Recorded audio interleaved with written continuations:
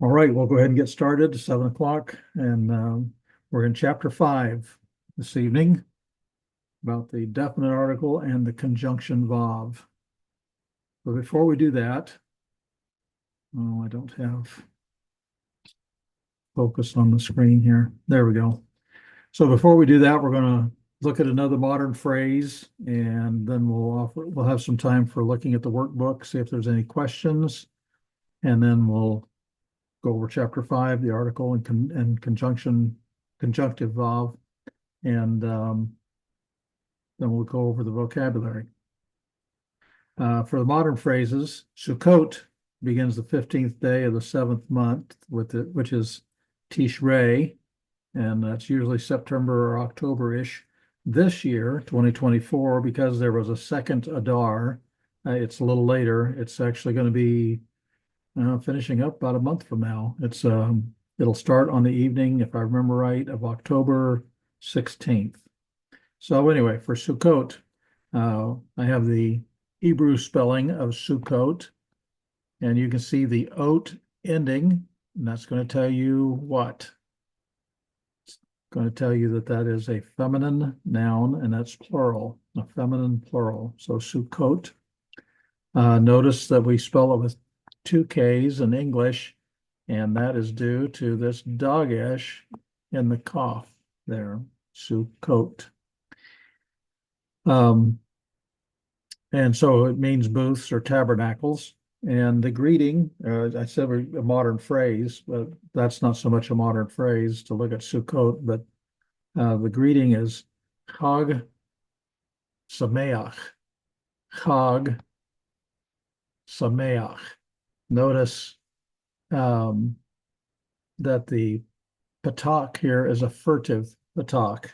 It's not lining up. If it was a regular patak, it would be about halfway under that het, but it's under the right leg, or at least as we look at it, it's the right leg. And sameach means, let's say, so chag means feast, and sameach means happy or joyful. So you're wishing them a good feast. As opposed to when we looked at the Day of Atonement, that was a fast. But for Sukkot, Chag Sameach. And because it's a furtive patak, notice I say Sameach. The vowel actually comes ahead of the letter. And that's the only time that ever happens in Hebrew, where the vowel comes ahead of the letter. And it can happen with a chet, or it can happen with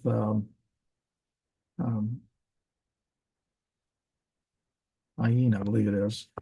So anyway, that's a furtive patak. Also, well, when we get to the vocabulary, I'm going to point out that the book doesn't always do a good job of rendering the furtive patak, but we'll look at that later. All right. Any questions on the workbook? Anything that was difficult or you had a question about? Let's be on chapter 4.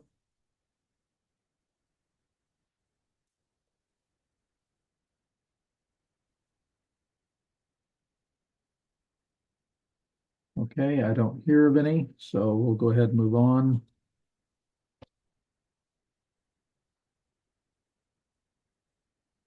All right, we'll begin with chapter 5, the definite article and conjunction vav. All right, before we get too far into it, on the very first page, page 37, about 1, 2, 3, 4, fifth line down, there's a reference to 5.12, 5.12, and that should be 5.11. So that's just a misprint. In Hebrew, there's no indefinite article, and then you've got 5.12. So you might want to make a note in the margin as 5.11. This is probably going to be one of the easiest chapters, and it's probably going to be, we may not even go the whole hour this evening. We'll see how that turns out. Depends on whether we have questions or not. So the learning objectives, we want to understand the Hebrew definite article. We want to be able to identify the Hebrew definite article. We want to gain a basic understanding of the conjunction vav. we'll be coming back to it. I think it's like chapter 17 or something like that. We'll be looking at the Vav again. But we don't worry about that now. So that's why it says a basic understanding is because we're going to be looking at it a little bit more later. And we want to be able to identify the conjunction Vav. So that's what we have on our plate for this evening. And in other words, the article and conjunction Vav, we're going to learn what the way Hebrew says the and. Okay. And that's what it looks like. This dot hanging out here, the next letter, whatever that letter might be, if it was a bait, it would have a dagesh in it. It just says there's going to be a dagesh in the next letter.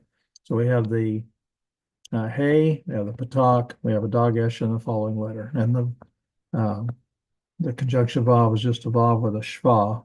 It'll be a vocal shva. But we'll look at those in more detail. In Hebrew, we're going to have prefixes and suffixes. Sometimes they'll have other names like preformatives and subformatives just to try to differentiate exactly what kind of a prefix or what kind of suffix it is. We have the word typical. We can add a prefix to it, and then it's atypical. Okay, so that means not typical. So that's a prefix, or we could add a suffix, typically, and make that like an adverb, saying that something is common. Or we can add both a prefix and a suffix, and it's saying that it's not common. Okay, typically used adverbially. And Hebrew does that. In fact, I used the illustration earlier in an earlier lesson about Legos. When we were working with the alphabet and with vowels, that we were getting, and the other pronunciation rules, that we got all of our Lego sets and we're going to build. And last week when we were looking at nouns, we saw, okay, there's a noun, and if there's no ending on it, it's a masculine singular noun. But you can add a feminine ending to that, singular, or you can add feminine and masculine plural endings. So we're just packing something up. We're not putting in a different word. We are simply adding to the word that exists, and that's why the Lego illustration is kind of accurate, because when we look at these, we're not going to be looking at additional words. We're going to be looking at packing things on. We're sticking those Legos together. But you can't see me gesture. I'm gesturing, putting these Legos together with my fingers here. We will be adding on to words, and we'll be doing that, till we get through chapter 35. We'll be doing that kind of thing because it does it a lot. So first off, we want to understand the Hebrew definite article and be able to identify it. Okay, so what does definite mean? In English, a noun will be either definite by saying the, or indefinite by saying or it could also be an if the next word begins with a vowel.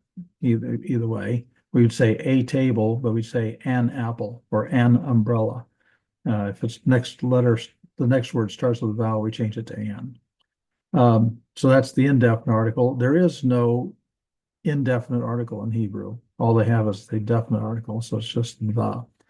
So that when the nouns are definite when they appear with the definite article the. So a student could be any student. The student is referring to a specific student. And there's more things that we'll learn. There are more ways for something to be definite later on. But right now we're looking at the article, and the article does make it definite. Hebrew does not have an indefinite article. The word melech could be translated king, or it could be a king. Sometimes whenever you're talking to the king, it'll have an article, say the king, but we would translate it O king because it's direct address to the king. But there is no indefinite article. The definite article in Hebrew is not a separate word. It is found in a prefix to a word. So we have the word the, and we start off with a hey. We're going to have a patak vowel under it. And we're going to have a dagesh in the following letter. The next letter will be the first letter of the following word. Okay. In Hebrew, the is prefixed to a word. So we have melech, king. If we want to say the king, we add the hey, the patak, and the dagesh to melech. Okay. So it looks like this, ha-melech. Notice the hey, notice the patak, notice the dagesh. And so that's the king. We have king, the, and it becomes the king. King plus the king. We don't write it this way in English. We don't make one word out of it, but that's essentially what we're doing in Hebrew. Okay, let's take another word, Seuss. We looked at that, horse. You may remember that that's horse. And if we want to say the horse, we're going to put those together. We're going to add the article, all of those components to it. And we end up with Seuss. There's the dagesh, there's the patak, there's the hay. Seuss. So we have Seuss plus the equals the horse. Horse plus the equals the horse. Again, we don't write it that way in English, but that's essentially what we're doing in Hebrew. It becomes one word. Okay, the article and begad kafat letters. Of course, begad kafat letters are the ones that can change the sound. Well, some of them do anyway. That's the with the weak dagesh, the dagesh linne. So here we have bite. You might think that's something the dog does or what the snapping turtle does, but bite is actually Hebrew for house. And if we add the to it, well, we already have a dagesh here. So what happens to that? Okay, well, the end result is a bite. Now, if we, okay, let's bring up this next part. The dagesh linne plus dog. Okay, so this is the dagesh linne, the weak dagesh, just tells us it's bite and not vite. Okay, and then we have this dagesh forte. Why is it a forte? Because it can go into any letter except a guttural or resh, and any other letter, not just the begad kafat letters. And so it's a forte. When you add the two dageshes together, this one, the resulting one, is the dagesh forte. It becomes, because this is the dagesh forte is the strong dagesh, the dagesh linne is the weak dagesh. And so if you say it in slow motion, it's hob, because you have two baits here. Okay, hob, bite. But nobody says it that way. Everybody says it faster than that, just hob, bite. But if you're marking out the syllables, then you would see, you'd have to count that there's two baits there. Okay, what's wrong with this picture? We have the article, the hey, the dagesh, the patak. However, a guttural or a resh cannot take a dagesh. Gutturals and resh cannot take a dagesh. So now it's highlighted, it's red now. That has to go away. But what happens? We have compensatory lengthening. We went from having a patak to a comets, and this is really pretty common. So the dagesh is no longer there, but we have comets instead of the patak. That's compensatory lengthening of the vowel, and that makes it pretty easy. When you see the ha like this, yeah, especially if you see the next letter as a guttural or a resh, you just can know right away, okay, this is the article. The head, rosh, rosh, the head. When the dagesh disappears, the vowel changes will usually result. Usually is kind of an important word there. Doesn't always. Let's take another example. What's wrong with this picture? Same thing. We have a hey, and the hey is a guttural. It cannot take the dagesh. So we'll highlight it. that's the problem. So what happens? Well, the Dagesh has to disappear, but sometimes the vowels do not change. We don't get the compensatory lengthening. And so basically we still see the hey and the patak part of the article, but when we don't see it in the following, with the following letter as a guttural, go, okay, well, the guttural can't take the Dagesh, and so this is all we're going to get for the article. So that happens, and that's not uncommon. So for the article, we have the hey, we have the patak, and we have the Dagesh. That is the article. When you see that, that's the. Sometimes it appears with other vowels, not just a patak. And we'll look at some of those situations. We can have a comets, and you'll see that before unaccented hey comets, het comets, or ayin comets with no Dagesh. Of course, you're not going to get a Dagesh in that, but you're not going to get the Dagesh probably. Well, yeah. So wait a minute. Okay, that changed. I didn't see that. Okay, so sometimes you have the comets there. All right. It's the segol. Sometimes you have the segol, and the segol will appear before these. Okay. Sorry about that. And there's some other options here. Here's the word yelad. It means a child. That's if it's talking about a specific child, it's a boy child. This is the only one we'll have to say a boy child, yelad. Notice the accent is on the first syllable. Notice the two segols. This is a segolate noun. Okay, we talked a little bit about that last week. So then if we want to add a masculine plural ending, and we, like I said, it's a boy child. That's why it'd be a masculine ending. Yeladim, that's going to be boys. And if we want to add a article to it, words that begin with a ye or meh, you have a shva, a vocal shva under a yod or a mem. The Dagesh is sometimes also missing. So we don't see the Dagesh here. We'd expect it in that yod, but we don't have it. And okay, let's bring that up. So no Dagesh, and the shva remains vocal, so it's still ha yeladim.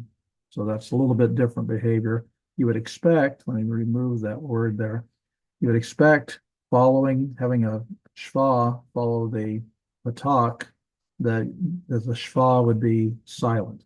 But when it's the article like this, it can end up being ha yeladim, and the vocal shva anyway. Just good to know that happens. I would say that's probably not really common. Okay, so we've seen the article, and we've seen how to identify it. Now we want to get a basic understanding of the conjunction vav and be able to identify the conjunction vav, which is really pretty easy. What does conjunction mean? Okay, in English, it's going to be and that's what it looks like in Hebrew, the. And you see that a lot, I mean, a whole lot. Get used to it because it shows up a lot. So it's the vav and the shva. Now it doesn't always have to stay that way. We'll look at some of those examples. So that's the basic form of and. Sometimes it'll appear as a shurik, which is u. You don't say vu. It's a shurik, not a well, it's a shurik. It's u. And when can you expect that? They have what they call the bump rule. I think the bump rule helps remember it. So we see the B and the bait, the M and the whoops there, and the MAME, and then we get the P and the pay. So made that disappear. So when you have those three letters at the beginning of a word, if you think bump, then you're going to have that U vowel for the conjunction. Okay, so we have Bite again, house. And we're going to add a conjunction Vav to it, and house. And that's going to equal uvite, uvite. Notice we lose the dog ash, probably because it's such a long vowel here, uvite.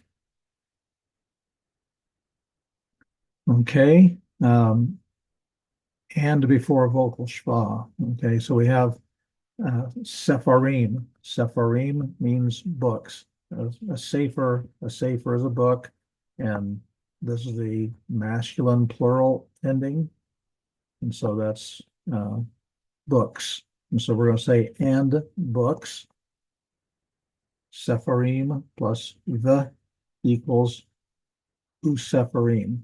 Usepharim. Okay, and books. So the Vav consecutive and the Shva, vocal Shva. It sometimes appears with other vowels. We'll look at some examples of that. Get a patak before a reduced hatef vowel or a reduced vowel. Here we have a reduced patak under an aleph or a kate, and then you add a vav to the front of it. It's not going to have a shva.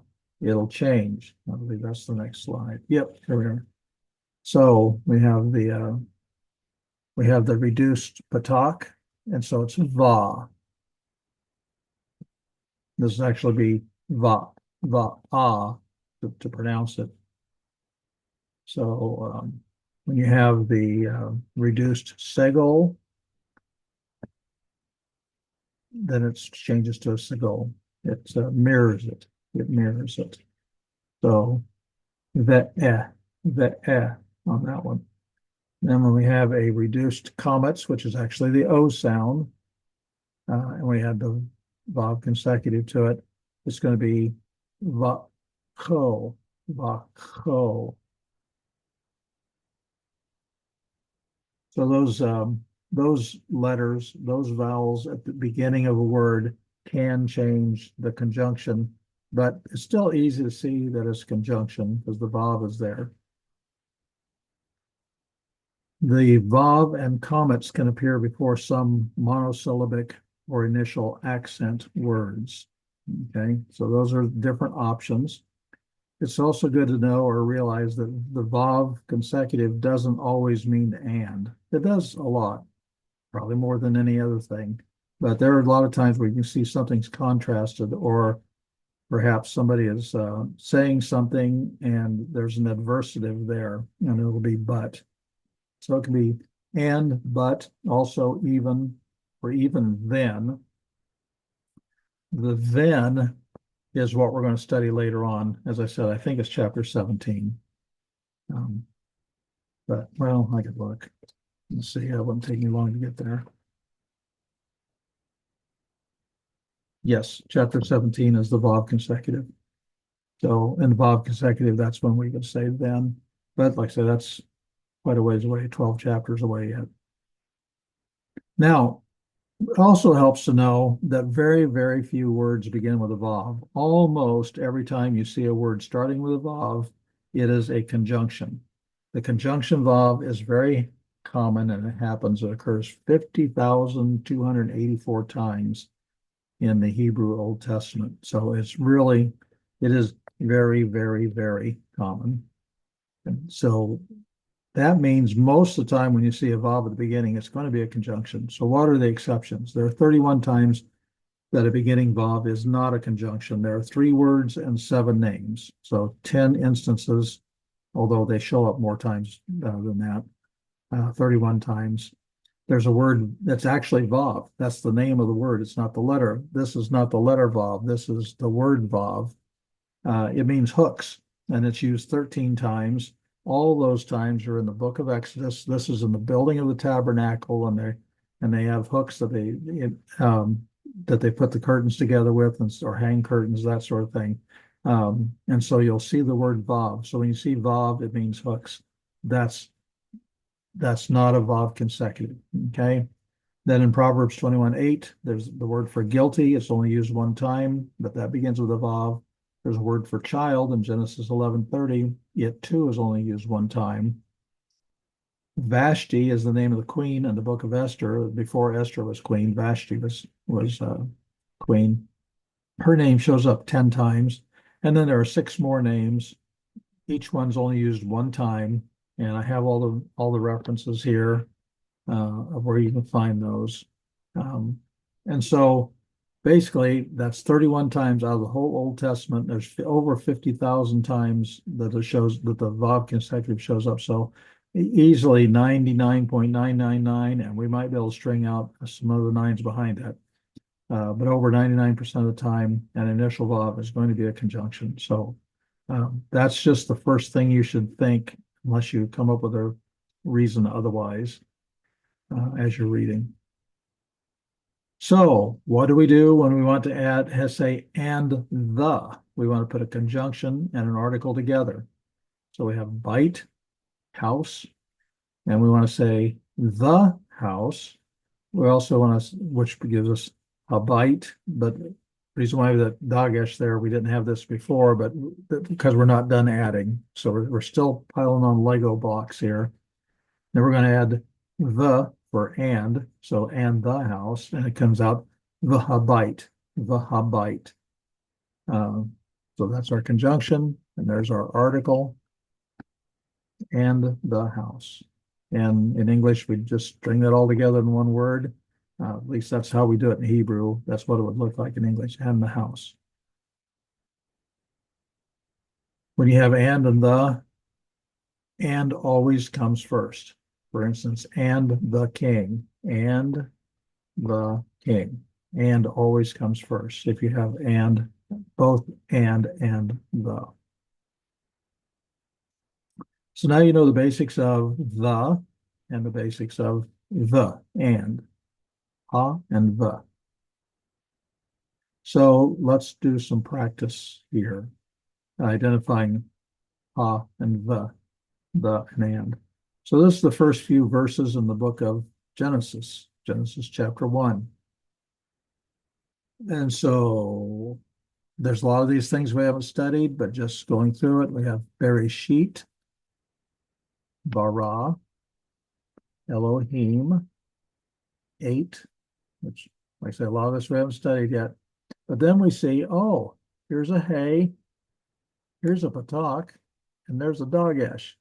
I'll bet that's the. And you would be right. That's very good. You're right. Did that feel good? I'll say it again. You're right.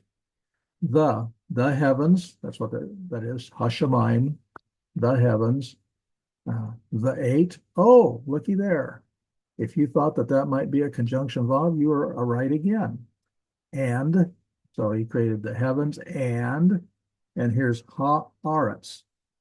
If you think that's an article, you are right again. And notice here we have an aleph, which is a guttural, and so there's no dagesh in there.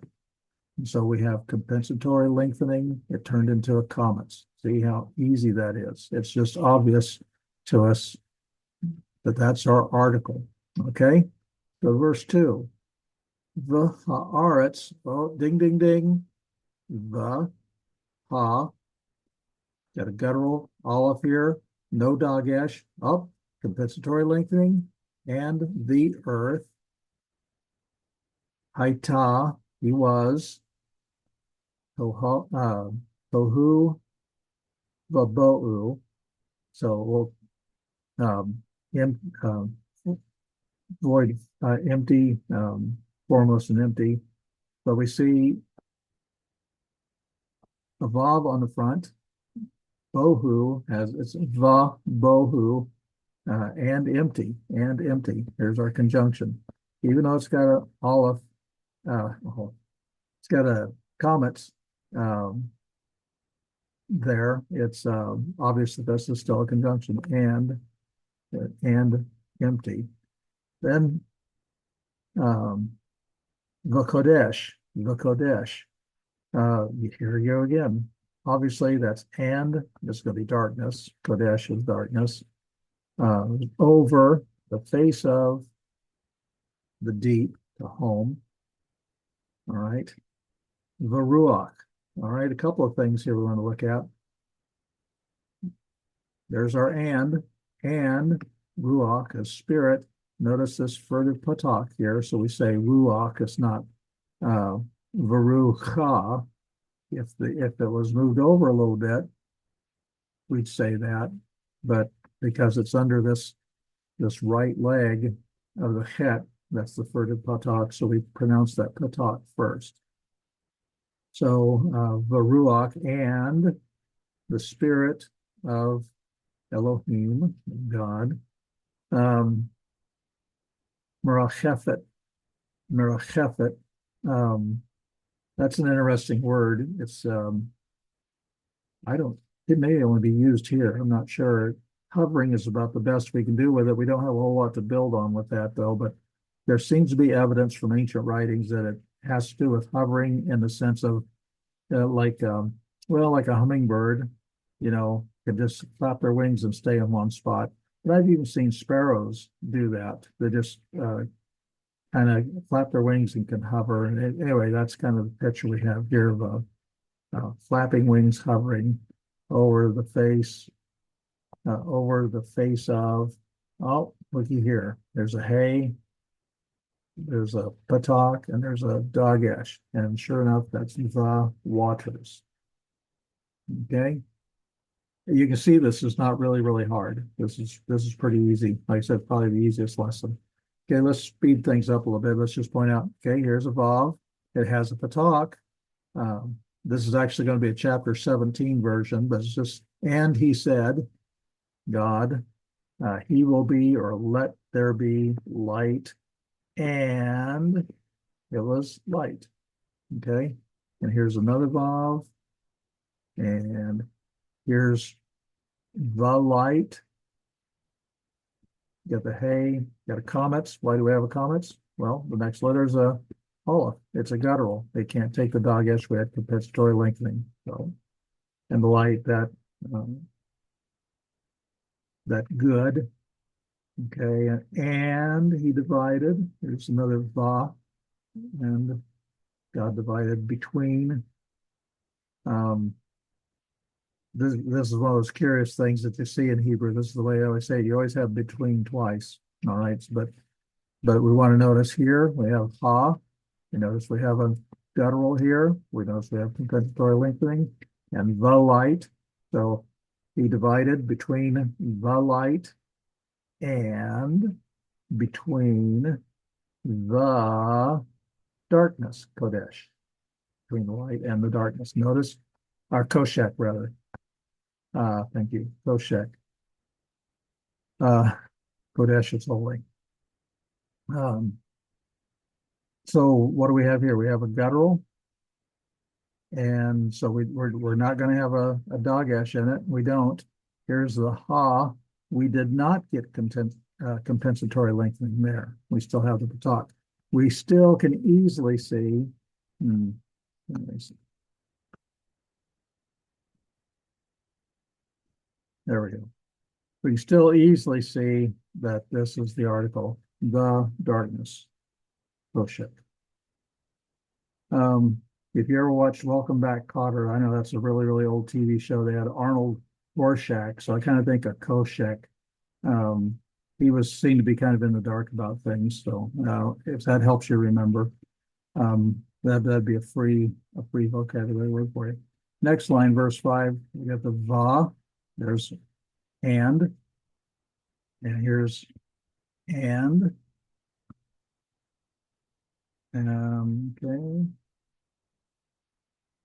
So and God, and he called God to the light, or for the light, day, and for the darkness he called Lila, night. Okay. And he was Herav, evening, and he was Boker, morning, Yom Echad, day one. So that was some practice finding the, you can see how easy it is.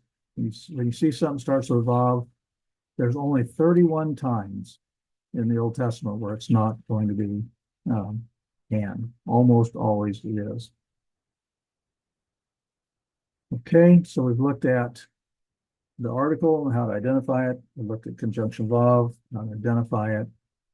So let's go ahead and look at our vocabulary.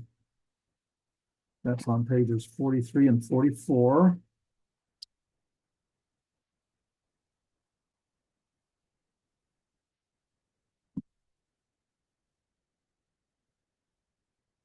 Okay, first word, aish. Aish means fire. Heichal. Heichal is most of the time you see it, it's going to be like a temple, but it's also used for palaces of kings, that sort of thing. That's what they call the temple when they refer to the temple in modern Hebrew today too. Heichal, temple. Zahav is gold. Karev, or Karev, I should have straight the back of my throat a little bit. Sword. And then Yeled, we looked at that a little bit ago. That was one of my examples. Yeled means a boy child. And yeah. And we have Yam, which is the sea. Notice the plural is Yamim. And we have Kesef. Kesef is silver. Sometimes it's just used generically for money. I usually start with silver, though, when I'm translating. And then the next is the third word on this page, page 44. That's the one I referred to earlier, Mizbeach. Mizbeach. But notice the patak under the chet at the last letter of the word. It looks like it ought to be Mizbecha. And that's not, this is a problem that they have with the printer with this book. They had a difficult time getting the furtive patak in the right place. That actually should be a furtive patak. It should be Mizbeach. Okay, that means an altar. Notice that the last three letters, zavak, zavak is the word for sacrifice. When you put a mem in front of it, it becomes the place of sacrifice. Well, the place of sacrifice is an altar. And then we have the plural over to the right there, mizbachot, mizbachot. Makom, makom is a place.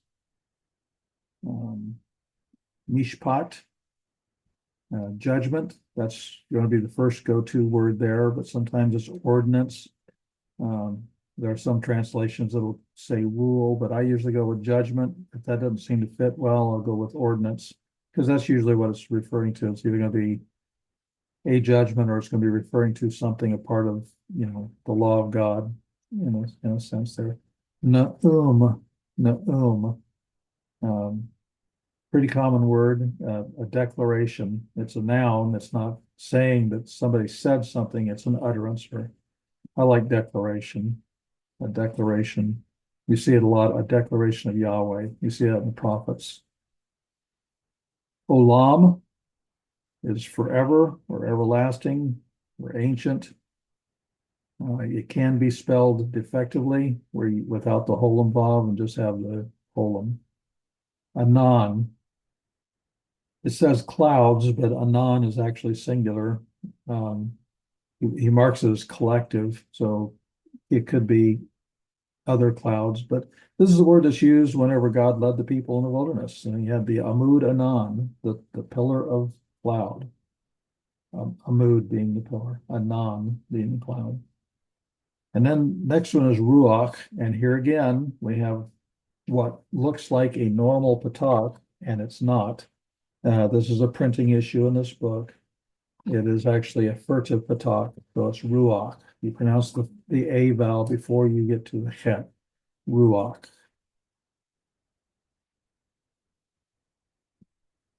Sar, prince, can be a ruler. Sometimes it's like a commander of a certain portion of an army. It could be a commander of thousands or a commander of hundreds or something. You'll see sar used for that, but again, my go-to word is going to be prince, if I just see it like here. Okay. Shemaim, we've seen that in our examples. We're looking for vowels, and we were looking vav consecutives, or not consecutives, vav conjunctive vowels. we're looking for conjunctive verbs and articles as we were looking at Genesis, and we saw Shemaim in there. Heavens, it says heaven, but you can tell by looking at the end of it, it's dual. So it would be heavens, but they always just refer to it. And I don't know, that could be dual, because as I look at the sky, I see a place in the heavens where birds fly, and I see a place in the heavens where the planets and stars move around. So I can kind of see a dual thing there. But anyway, you can use context to determine whether you say heaven or heavens, Shemaim. And you always tell the dual because it's got that I'm. It's not ayim because the yod is over the herrick. The herrick does not precede it like a masculine total ending. And then finally, sha'ar. Sha'ar is gate. Then, of course, we have the article and we have the conjunction verb there. Any questions?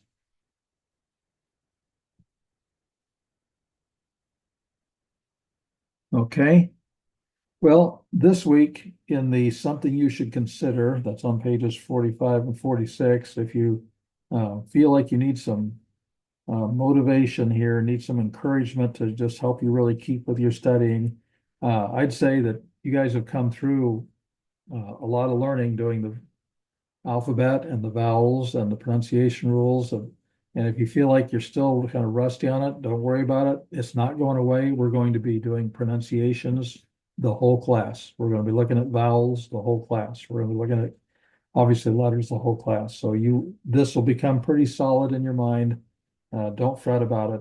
But at least I found this 5.12 here something you should consider theological motivation. I like this one. It was written by Waltke, Bruce Waltke. I have one of his grammars. It's a syntax grammar.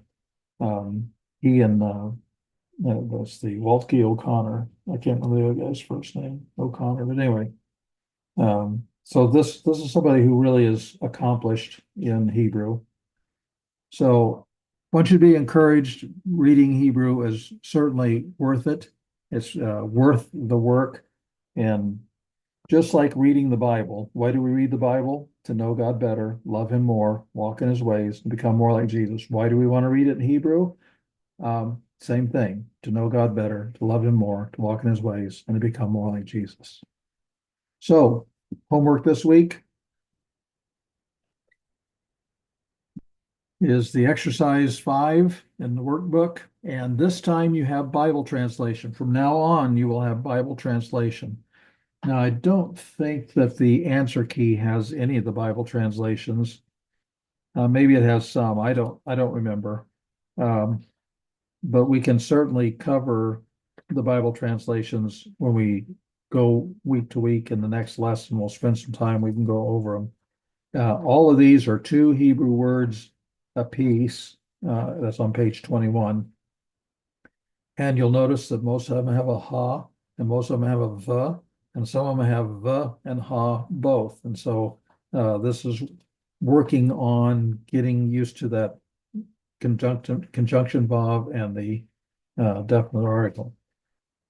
So anyway, if you come up with questions about that, let me know next week, and we can certainly look at the Bible translation. So like I say, translating is going to be, that's the fun part. This is the part you look forward to. I don't know that anybody really looks forward to learning pronunciation rules, but you have to know how to pronounce the words.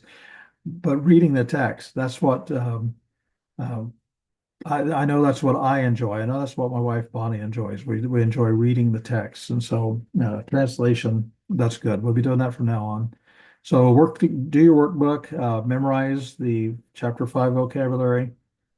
Be sure you can recognize definite articles, recognize conjunctive verbs, and then go ahead and read chapter 6, and we'll look at prepositions.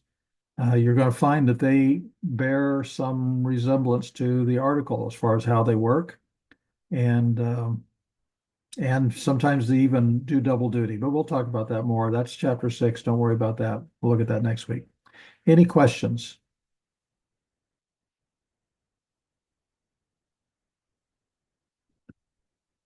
All right then. Well, we're done, and you'll get back 15 minutes. That'll make up for the 10 I took extra last time. So y'all have a good week. Thank you. You're welcome.